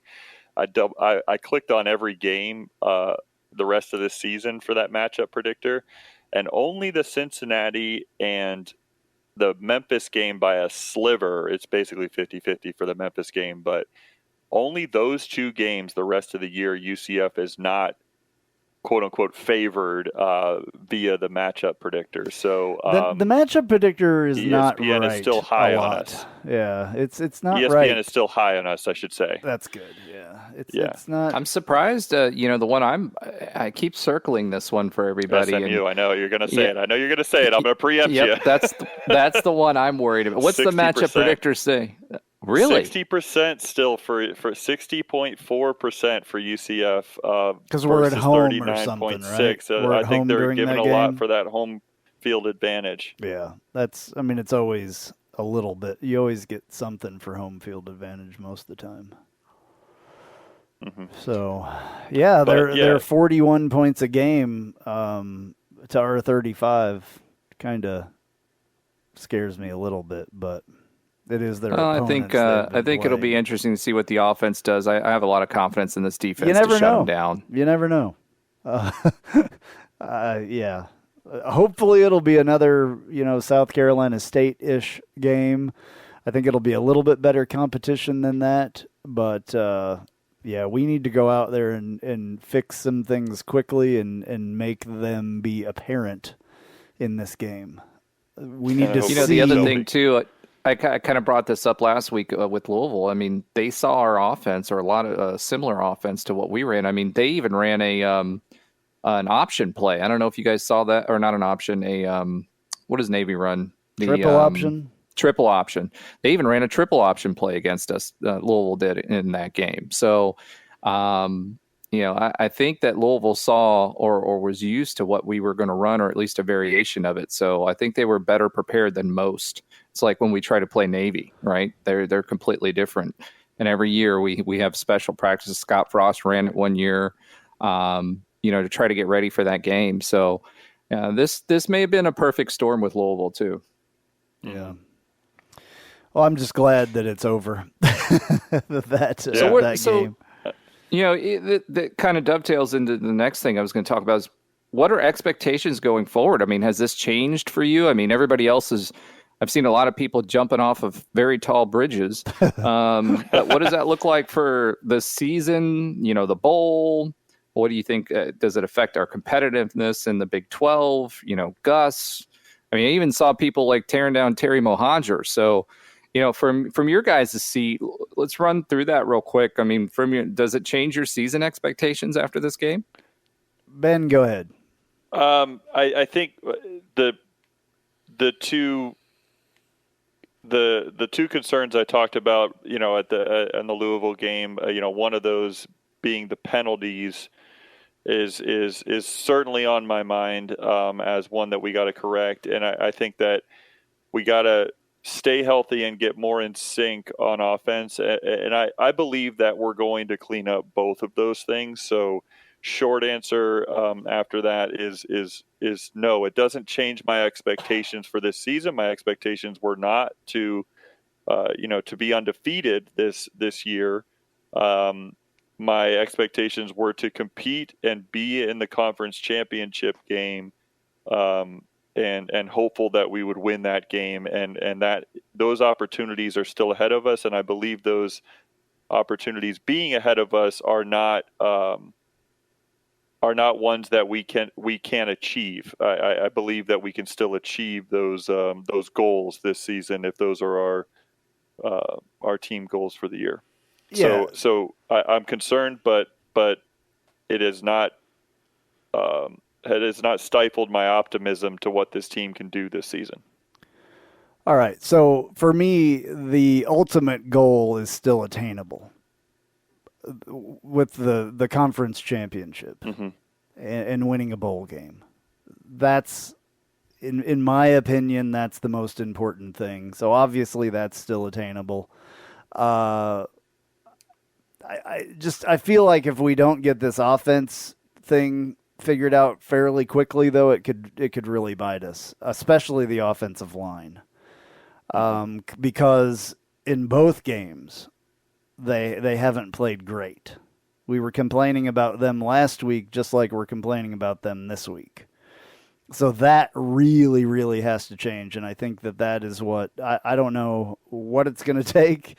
I don't know if it may be moving some people around on the offensive line, but our offensive line with the experience they have should be a lot better. So that worries me, I think, more than anything else. My expectations, I think, did go down a little bit because I thought we were a lot better. I didn't, think that we were going to be undefeated and be, world beaters or whatever. But a game like this really, really, I don't know, says a lot, I think. I don't know. I don't know if the Cincinnati's, I don't know if Cincinnati's that good either, though. So, it's going to be interesting. It's going to be a wild ride. Hopefully we don't have too much more of this. Losing at home is never good, though. That always kind of puts a damper on the season. It had been a while. Yeah, any loss at home is a big deal, as a huge fan and somebody that likes to go out to the games and be loud and all that stuff, and it just, I don't know. I've had a bad week all week. So far it's only been a couple days, but it puts a dampener on everything. For me, just kind of ruins my mood, I guess. Hopefully that can be fixed a little bit better with this game. I think Cincinnati's a better team than we think they are. Arkansas did play South Carolina last week and won 44-30. So I think Arkansas is a better team than I think we gave them credit for. Cincinnati maybe as well, but they played some very undisciplined ball when they played Arkansas. So it'll be interesting to see if Fickle can figure that out. As for the season, to Ben's point, we all figured we'd drop 1 or 2, depending on who you're talking about, as far as our early predictions. So I'm hoping this is the wake-up call for a lot of folks, not necessarily the players, but more so for the coaches on what to focus on. Gus said, hey, I thought I had a clean... Why wouldn't you include the players in that, though? Because I think a lot of the players are still getting adjusted to the system. A lot of the pieces that we're putting in here, we're talking about offensive line, right? So we've got Tylen Grable, who was a transfer. You've got Swoboda, who's a transfer, That's the game of college football now, though, transfers, right? No, I know. I agree. But you've got a lot of moving pieces in just about every part of the field that we've kind of inserted. It's gone really well defensively. We talked about Yates and a few of the other folks that we brought in that really helped us shore up some areas that we were questioning at the beginning of this season, at the end of last season. So, I think offensively, the offensive line needs some snaps together to kind of figure that out. I think that our running game is still a solid running game and could be successful. I think that we have a quarterback that needs to figure out where to go with the ball.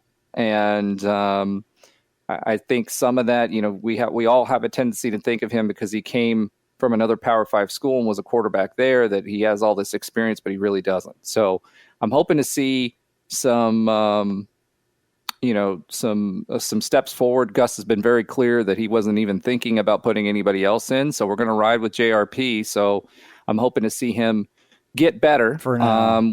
With where he's going with the ball. So for now, for me, I think the season's pretty much the same. I still think we have everything in front of us. I've seen, this team play really, really well offensively at times when things are clicking.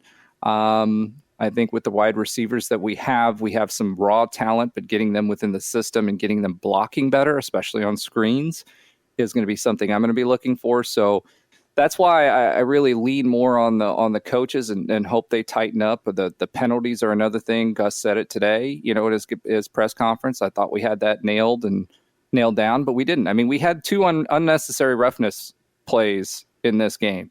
There's no reason for that. That's players being frustrated. Yeah. I mean, one was fairly early. The other one was pulling a guy off the pile. I mean, yeah. Right, but the first one, when you go shove somebody in the back, that was being frustrated. That was Jeremiah Jean-Baptiste. I saw Louisville do that too, and it was uncalled. Well, I mean, there was one where like 2 players hit one of our guys, and it was like, you called that, but you're not going to call this. Yeah. So, go ahead. I think the penalties are coming from laziness, to be honest with you, especially the holding penalties. We didn't, holding penalties, especially on kickoffs and kick returns and stuff like that. Kick returns is what I'm talking about.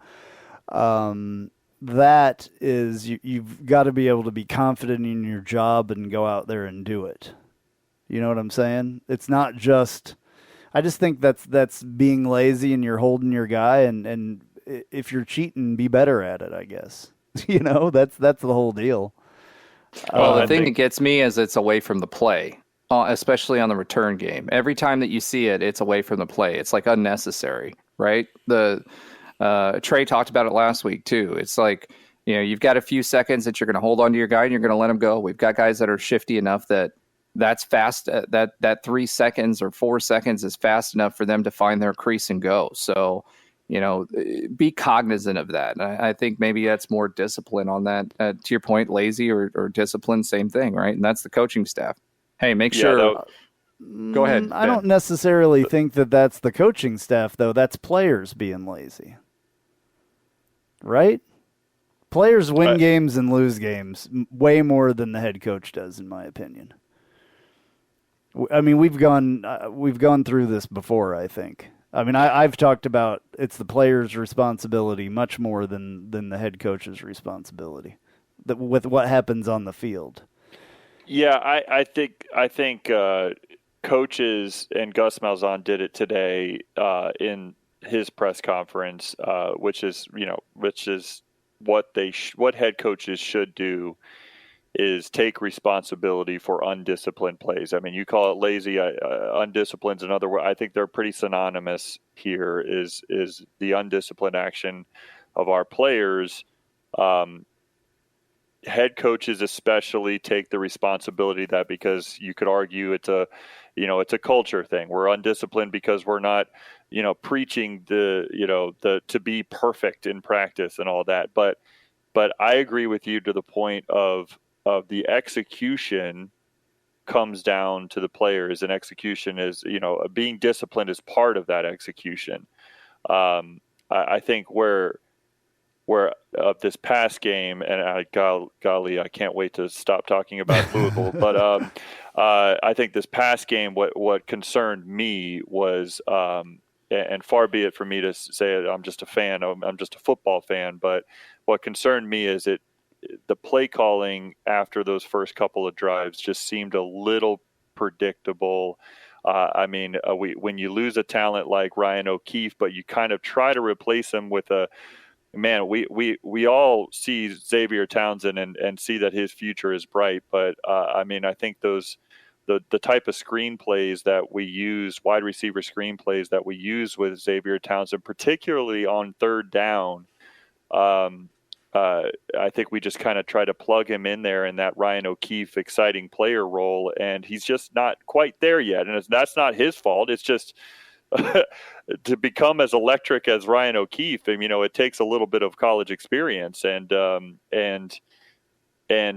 think that was a little unfair to him. And I think that the play calling could have been adjusted a little bit better to the personnel that was in there, and the defense that we were seeing. So I think that again, it's players needed to execute better. They needed to be more disciplined, and coaches needed to do their role as far as the play calling and the adjustments that were made, that needed to be made during that game.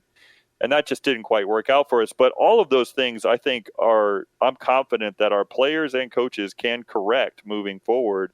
And I'll say it one more time, the FAU game, this opponent just feels like, and getting out on the road, it's just a different atmosphere. It's a way to kind of come together as a team, I think, getting out on the road like this right after a loss like they experienced. And I think that bodes – I'm optimistic that that's going to bode well for us this coming week. Well said. I think that All right, and one last thing I do want to say about Gus in this press conference today is he acknowledged that how disappointed he was for us as fans that they couldn't win that game for us, because he acknowledged once again, he said it after the game, that we brought it. Knight Nation brought it in the bounce house on Friday night, and I think that was a factor in us doing well at the beginning of that game, and I do appreciate when the head coach acknowledges the excitement that the fan base brought, and kind of expressed that disappointment.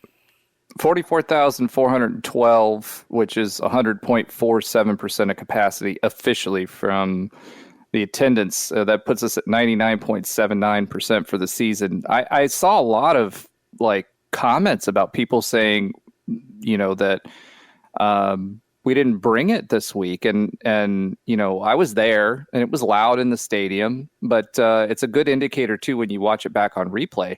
It was loud.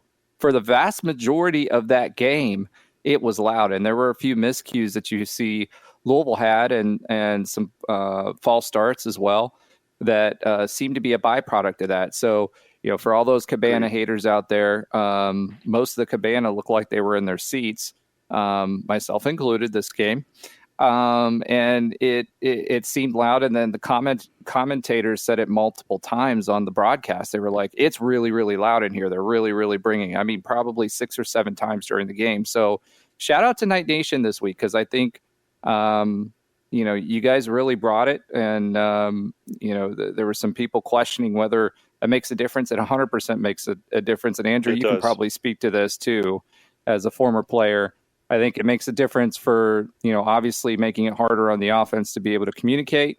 It makes a difference for the players and getting the players amped up. It makes a difference for the sideline when you get down, and if the fans are still in there full tilt, it gives them that little extra energy to kind of push back. So, Andrew, what's your take on that? Do you think it makes a difference if the fans are raucous? Oh, absolutely. It puts, it gives you adrenaline. It gives you, there's nothing worse though than seeing everybody leave at the third quarter or halftime. There's nothing more deflating than that, in my opinion. That's pretty bad when that happens. But yeah, it's incredibly electrifying when you've got the whole crowd behind you.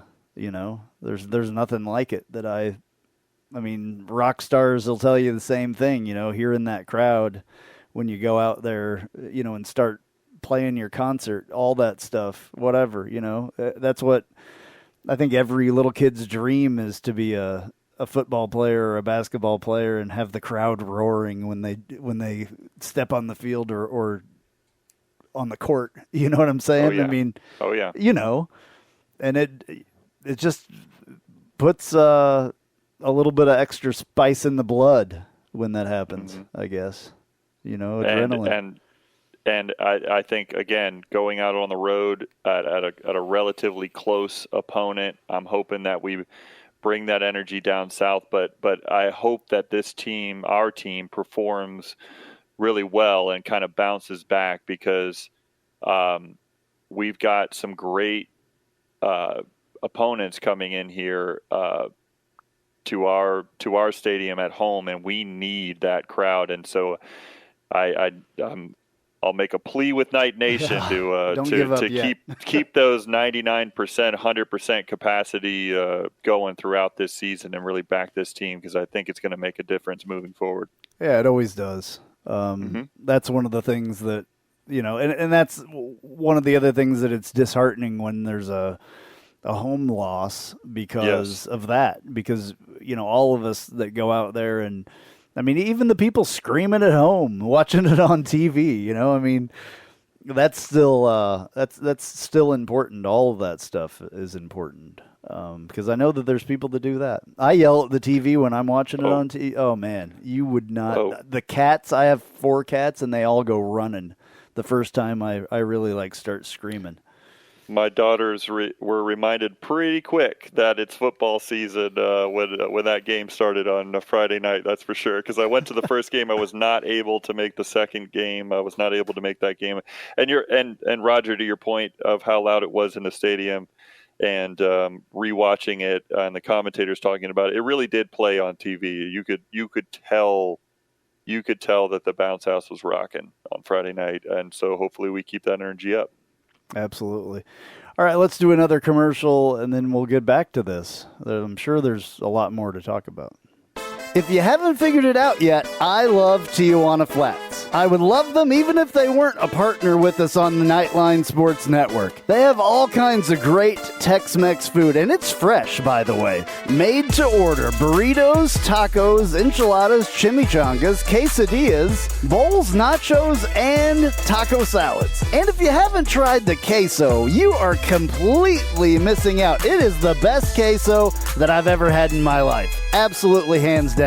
And the sauce bar that they have, everything from wild to mild in there. Absolutely awesome stuff. Not only do I love the food at Tijuana Flats, but I love the company, a UCF-born company. And they give back to the community with the Justin Queso Foundation. So head to your local Tijuana Flats. Tex-Mex for everyone.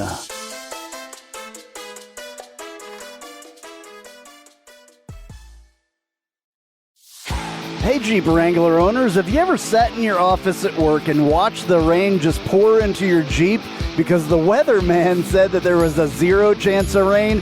Or you put your doors back on because there was a 100% chance and then not a drop of rain fell? Well, there's a company out there that can help take the worry away and give you the peace of mind to be without your doors.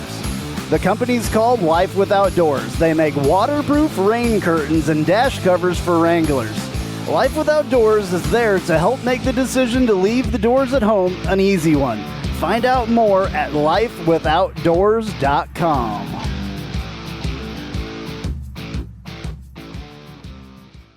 Spice up your company with homemade marketing services from Tasty Gravy Creative. Tasty Gravy serves up a menu of budget-friendly marketing, graphic design, and public relations services customized to your specific goals. Co-owned by a UCF graduate, Tasty Gravy can help refresh your brand, strengthen your online presence, or reinforce your company's message. Contact Tasty Gravy for help with your website, social media, marketing, advertising materials, and more. Visit tastygravy.com. All right, so I do want to say about sponsors, since we just heard some commercials. Thank you so much to those guys for helping us out during all of this. If you see our website, Tasty Gravy did that, designed the whole thing, the fonts, everything, and did an awesome job. I very rarely, they would always ask me stuff, and I was just like, get the website done. Like, quit asking me, just do it. Like, make it awesome. So I thank those guys. And then, with the last year of doing this and all that, I just want the sponsors, all of them, anybody who has helped us out. I sold T-shirts for a while, stickers, all kinds of stuff. And anybody who has ever worn one of those T-shirts or, went to one of these sponsors because you heard their commercial on this show, I really appreciate that. So had to get that one out. I don't say that enough, especially with like Travis Dever. I mean, my God, could have never done any of this without him. So anyway, Roger, what's the next topic? I'm rambling. Sorry. No, if we want to continue on the expectations train, competitiveness in the Big 12, a lot of people are saying their expectations are much lower about our initial competitiveness in the Big 12. A lot of folks earlier on this offseason were saying that they felt like we would at least compete and maybe even be in contention for, a championship in the Big 12. And does this kind of play reset your expectations? Well, I've said many times on this show, the sky has not fallen, or the sky is not falling. So there shouldn't be, I don't think, much changed with that versus the expectation that we had before. I mean, just because of one game, I don't think that should be, I mean, come on. Oh, Gus is not the guy. Terry Mahajer is not the guy to lead us because he hired Gus Malzahn. Come on. For real? Like, it blows my mind that people go to that extent with it, like right off the bat. Yes, I'm kind of doing that with Plumlee, I know. That's a little different, I think. Maybe. It's a little different because you're doing it. Probably, yeah. Probably He's because not I'm doing twattering it. about it right now, so just, Yeah. I don't know. I don't go posting those things publicly most of the time. I do talk about them on the show. But I'm not saying that all over Twitter and everything else, or the message boards. I mean, I love to go to the dungeon, UCFsports.com. Brandon has been on here a bunch of times. I love to go there and see the meltdown. And Roger, you guys are both on there, and just the meltdown is unbelievable after we lose one game. Well, you don't even have to lose the game. So what I do is I never go on that until after the game day thread, until after the game's over, win or lose. Yeah. Because you'll same see here. it. People one play and it's like the sky is falling, and we're going to lose every game and whatever. It's such a roller coaster ride in there. It's entertaining, but I'm with you on that. It is entertaining because that's pretty much all it is entertainment. I mean, is it much better than our text exchange sometimes? Well, yeah, I mean, we it's between four guys, though. It's between four guys, though. The sky does fall. That's true. The sky is falling. It's between four guys, though. It's not a public message board. And there's alcohol and probably other things involved in a lot of those conversations as well. So, on the message board and our little private discussion that we have. So, I'll just quickly comment on the Big 12 stuff. I mean, I agree with what you guys are saying. I mean, one game, no way does one game, it doesn't change anything except one game. Or have a change on what we're going to do next year and beyond. I mean, last time I checked, the recruiting class that Gus Malzahn just brought in was the highest ranked recruiting class in UCF history. Next year's going to be better. The year after that's going to be better. Last time I checked, Gus Malzahn is building a program that is built to last in the Big 12 and built to compete for Big 12 championships for years to come. If not national championships one day soon. I just there's no way that one loss to Louisville where we the second game of this season where we're still getting used to each other. And yeah, we've got some things to clean up, but there's no way that is affecting my thought on where this program is going for the next 5 years and beyond. Agreed. So you're not on the fire Gus train, fire the Terry Mahajer train, goodness, tire no. the everybody train. My goodness. Ben no. is the voice of reason. Most of Angel the time. and devil, and then there's Ben. Ben is the voice of reason more than not, I believe, on most of these things. I'm obviously the most emotional one, but whatever. It is what it is. Nah, I'm with you guys. It's been Look, entertaining for 9 years, right? Yep, Hey, man. absolutely. So, we all got a role to play. Look, for me, I think competitiveness in the Big 12, I think to Andrew's point and to Ben's point, we're building for that, right? People forget that we're still building for that, right? Everything that we're doing. I mean, I hate to look past this season. I think we all want to, do well and go out with a championship, or at least avoid Cincinnati getting one so that they don't tie our record going out. I think at the end of the day, this is a team that will gel throughout the season. I think for the Big 12 and beyond, I think we're putting pieces together. I still expect us to compete in the Big 12. I don't necessarily. I mean, now that Kansas is doing better, I don't know. I mean, they're beating West Virginia now. There's burning couches everywhere. And in Kentucky, they're flipping over cars since they beat Florida. So the college football is turning on its head. However, isn't that crazy? It's like, why would you flip over somebody's car? It's like, never made you win sense to and you me. flip over somebody's car. Right. Like, it's not even your car. You see You're it every flipping over year. some random person's car. You see it every year with like the national championship type things, and more so World Series and all that stuff. It's crazy. Why vandalize your? Doesn't make any sense. Makes no sense. Yeah, and then you've got App State fans, which is real college football, where they're running from both ends of town on the one main street that they have towards each other in happiness, right? And then you've got awesome. Texas Tech, who's rushing the field for Houston. I still don't get that. But, for us, I think that just goes to show we've been competing with the likes of Houston and Cincinnati and BYU, quite frankly. We've played them quite a bit lately. All of those teams at one point or another in the last 10 years have been really competitive. And so I expect that competition to continue on. And that was at the previous level before we were recruiting the way we were. I expect that to carry on into the Big 12. So my expectations aren't any lower. As far as Gus is concerned, it's one game. Was I frustrated while I was at the game?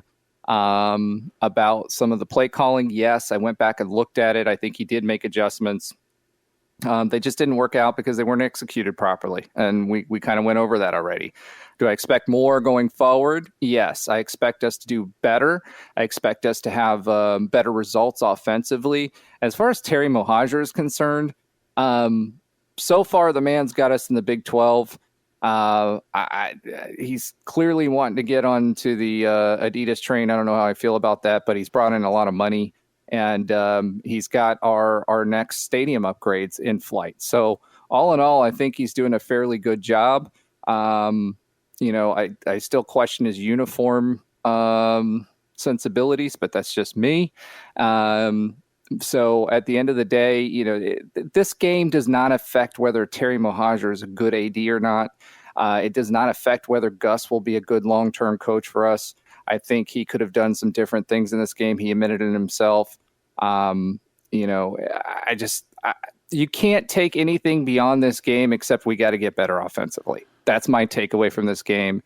We got to get better offensively, both execution and make better adjustments. And I'm confident that these guys will do it. So my expectations are not tempered at all for any of these things other than, what we already expected was to drop a game. Let's get to that championship game and win. Yeah, and we've been having all of this success over the last 5 years and over the last 15 years, let's put it that way, with the money that comes from the American Conference and the MAC Conference before, or the Conference USA before that, the MAC Conference before that. Wait till we get some real money in the Big 12, and I mean it's just we've been having all of this success on a, quite frankly, on a high level, with cents on the dollar. Compared to what these larger conference get. Yeah, with a budget that's just scraping by. And it's amazing what we've accomplished. And it's just we are truly one of the sleeping giants. And I'll say one of it. I mean, I'm not going to go fully homer here, but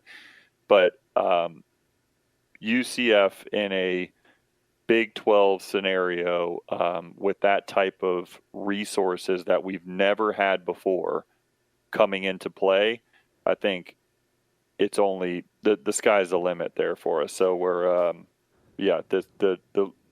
that defines our future, not one loss in week 2 of the 2022 season. What do you guys think? This is something that I noticed right away. I noticed it on TV a little bit last week since I wasn't able to go to the game, but this Louisville game especially noticed it.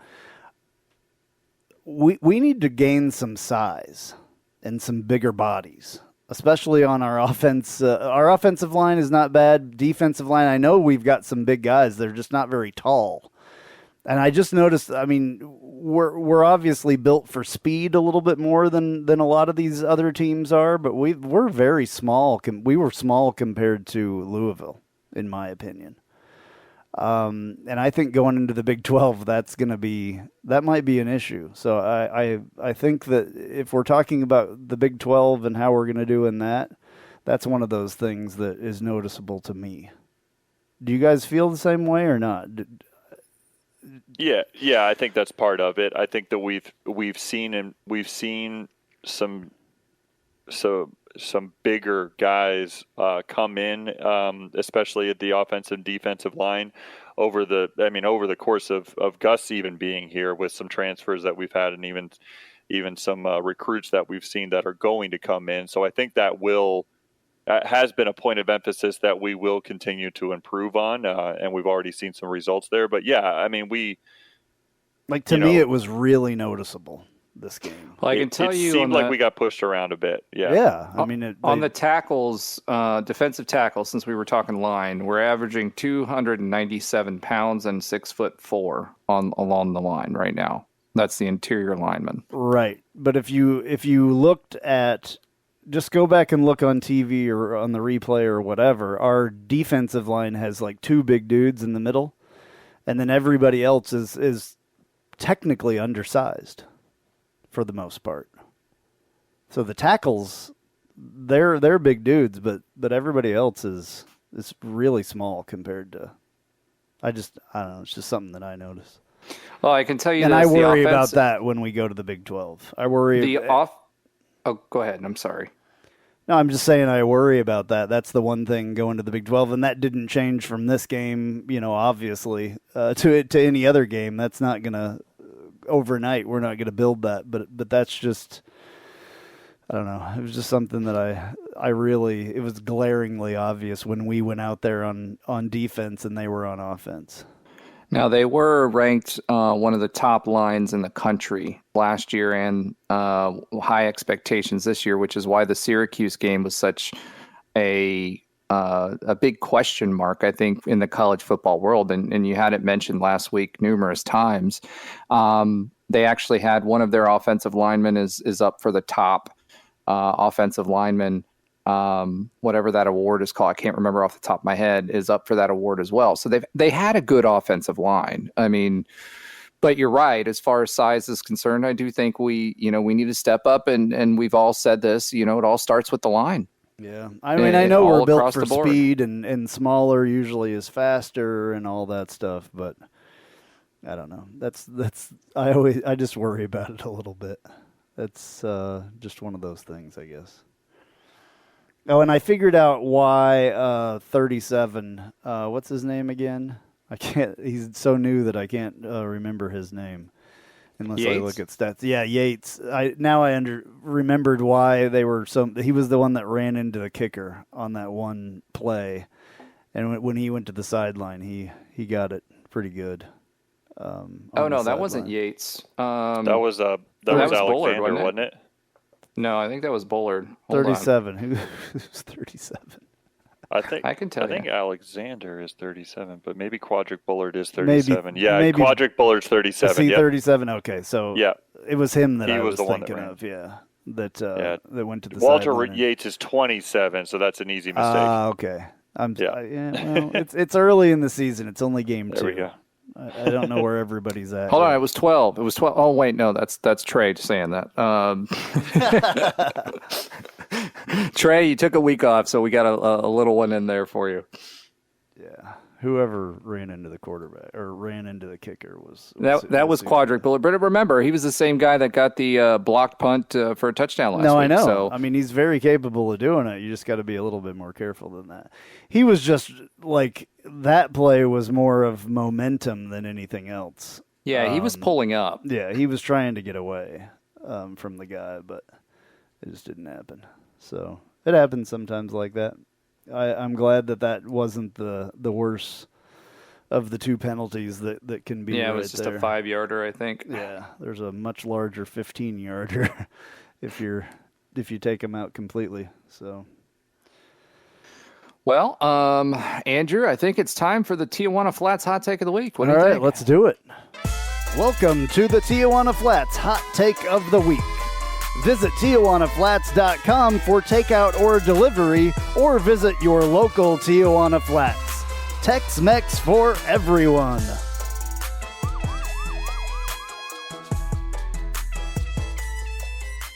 All right, one of my favorite parts of the show, as always. I like this segment. It's one of my favorites. So, this is where we talk about, give our predictions for what's going to happen next week. So hopefully one of us is right. How did we do this week? All right. So, for this week, Andrew, remember last week you were winning. You had a 5-point I can't talk differential. about food, by the way. Right now I'm not feeling very good, so that's why I didn't talk about going to Tijuana Flats, because, it's not right now. So he'll be going on later in the week. I'll be going later in the week, absolutely. Just not tonight. Remember, Andrew, last week you had you were closest with 5 points, and it was Trey with 7. Or the first week, then me with 14, Ben with 24. This week, a little bit different results. So Trey actually led the way. He was 14 points off. Ben was up next. He was only 22 points off. I was off 25, and AP went a little hot take there when he was 32 off. So for the season, Trey is in the lead with 21. AP you're next at 37. I made up a little ground. I'm at 39, and Ben, unfortunately, you're at 46. So you made some headway this past week. He's a basketball with your guy. Prediction. We have to remember. I guess that means there's a reason we have Trey as the analyst for us, right? He clearly knows what he's talking. He's still closest to the pen right now. He's just not going to give us as much of a hot take, I don't think, as any of the rest of us will. So that's true. It's a hot take for a reason. So, well, let's see. All right, where are we at for this week then? Roger, go ahead and start us off. All right. So for my hot take this week, I'm going to say 38-24. I do think the defense clamps down on. I think that's okay. I think the defense clamps down on this high flying offense for FAU this week, which is why I said 24 points. I did say 42 points last week for us. I still think, given that we would have put up 28 points against Louisville, even as poorly as we played, had it not been for a couple of flags, I'm confident in stating that we're going to roll with 38 points. 38-24 is my prediction. So you heard me laugh there, Roger, because I wrote down earlier in the show my prediction as 38-24, but I actually changed it about 10 minutes after I wrote it, and I changed it to 38-21. So I'll be slightly different from you, but I did have 38-24 before. That's why I laughed when you said your prediction. We're always close on our predictions. Yeah, 38-21 is my official prediction for this. We've already stated what I'm kind of looking forward to about this game. I'll say just to provide a little bit of an extra hot take, despite them being pretty good so far statistically against the run, I think this is going to be a Johnny Richardson, kind of breakout game. I think we're going to see some plays drawn up for him, and I think that he's going to ball out. It's a Johnny Richardson coming out party is kind of my extra bonus hot take of the week. So, Andrew, before you go, should we, since Trey decided to dip out on the show for his flight this week, Actually, I was thinking about that. Should we throw something in there, just completely throw his numbers off? No. We need to give him. We need to give him a true he's not chance. Here. I mean, why not? We need to give him a chance, and we'll announce it on Twitter or something. Yeah, that's all right. a good That'll idea. work. Yeah, because he needs to have. Because I was thinking about that when we were talking. So. I was also trying to figure out how I want to give my prediction. I'm not going crazy this week like normal. I'm going to try to be as realistic as I can. So 64-7, right? That's what I got, exactly. 70-13. Okay. No. He's high on the offense, as you know. Yeah. I am high on the offense. From the show. Yeah. So, being high on the offense, I'm going to go 21-10. Let's do that. Wow. 21-10. Is that like a cold take? Is that what we're calling that? We're going to win. I didn't say that we were going to lose. I mean, I'm being complete homer here.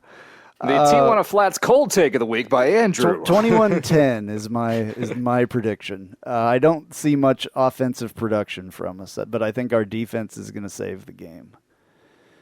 I got you down. 21-10. I'm very down on the offense at the moment. I could have gone with less. So I don't know. Who knows? I mean, it's a hot take. I didn't want to get it any closer than that because I think we'll win the game handedly. But yeah, I'm going to go with 21-10. So. All right, I got it down. All right. Okay, so next is news and notes.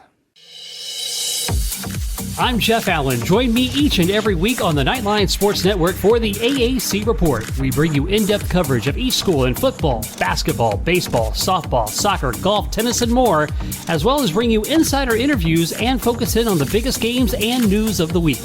That's all right here each week on the AAC Report, only on the Knightline Sports Network. And now, news and notes from the world of UCF sports.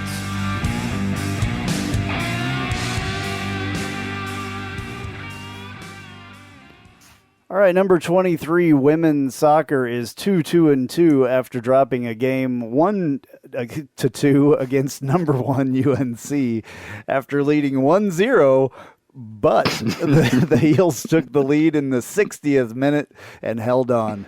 Next up, Thursday's match against conference mate Memphis at Memphis, which kicks off at 7 p.m. All right, UCF men's soccer is now 3-1 after defeating UC Irvine 3-1. The Knights will kick off their conference slate Saturday, September 17th at 7 p.m. when they travel to Temple. All right, UCF women's volleyball are back to their winning ways and are 5-0. The team easily dispatched UNC Wilmington 3-0. And then they completed an amazing come-from-behind victories against Miami 3-2 and the University of Illinois Chicago 3-1. They will travel to Kansas to play in the Jayhawk tournament starting September 15th and will play Omaha Thursday at 5 p.m. They will beat Kansas Friday at 7:30 p.m. Hold on play a Lipscomb second. on Saturday at 1 p.m. before starting conference play. Let's go, ladies! All right. I felt like Ron Burgundy with the teleprompter there that Roger put in beat Kansas, and I just read it verbatim. Roger writes these, just so you know. Yes, just so the audience knows. So the wording is. We need to talk more like Roger when we say these, I think. If you read these things, it's exactly the way Roger would say it. So it's awesome. Finally. I figured I'd throw a little Easter egg in there since we were playing Kansas. Yeah, well, they probably will beat them. I hope they do beat them, to be honest with you. Our volleyball team is much better than Kansas's. That Miami game was incredible. Stellar. That was the second highest attended volleyball game in UCF history. So they had over 1,200 people in the venue there. So that was a great game. Pretty soon they're going to have to move it to the real arena over there. I hope so. I hope we so can get too. that That'd many be awesome. people. That would be awesome. And finally, UCF announced that the game against Georgia Tech will be played at 3 p.m. on ESPN2 or 4 p.m. on ESPNU. I mean, you. See, I have to say it like Roger, and I'm not. Let's hope both teams win next week. Yeah, and by the way, it's 3:30 p.m. on ESPN2. Oh, or 4 p.m. I said 3. Sorry. Yeah. All good. Or Sorry, this one be this week is on CBS Sports Network, and I'm not excited about that. I'm never excited about that. Yeah, that means another 5-hour game. That means it's hard to find the replay when you want to see it. Because I'm not going to be. What time is this game this week? I don't even know.